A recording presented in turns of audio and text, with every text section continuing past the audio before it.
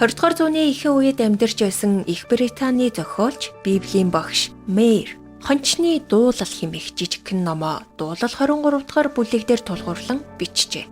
Эзэн бол миний хончин гэж эхлэх жижигхэн ном олон мянган хүнд итгэл найдвар, урам зориг өгсөн юм. Мэйр нэрийнхээ төлөө та зөвхөн замаар намайг хөдөлдөг гэсэн номын энэ хэсэг надад маш их таалагддаг гэд цааш нь үргэлжлүүлэн хэрв та ямар замаар явхаа мэдэхгүй байгаа бол сайн хончны удирдамжийг мэдэх хүртлээр хүлээгээрэй.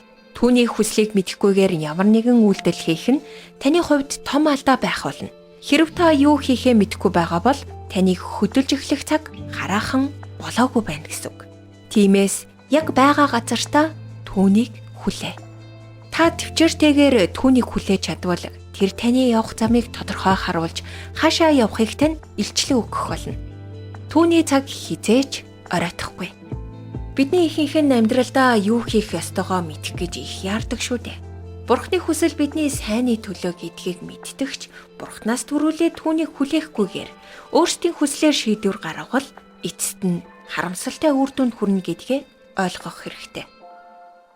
Мэдээж Бурхны хүслийг тодорхой болгох хүртэл хүлээх нь амар үгүй төвчээр сорьсон зүйл.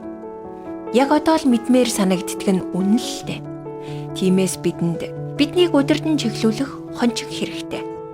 Өөрийнхөөрөө яарч шийдвэр гаргах нь амарханч буруу зам руу хөтөлж мэднэ. Харин Бурхан бол сайн хончин. Тэр үргэлж бидний сайнны төлөө шийдвэрүүдийг гаргадаг. Тиймээс түүнийг хүлээ. Тэр таны замыг чиглүүлэн тодорхой болгох болно. Түүний зам үргэлж хамгийн сайн нэдэг. Та хизээч харамсахгүй.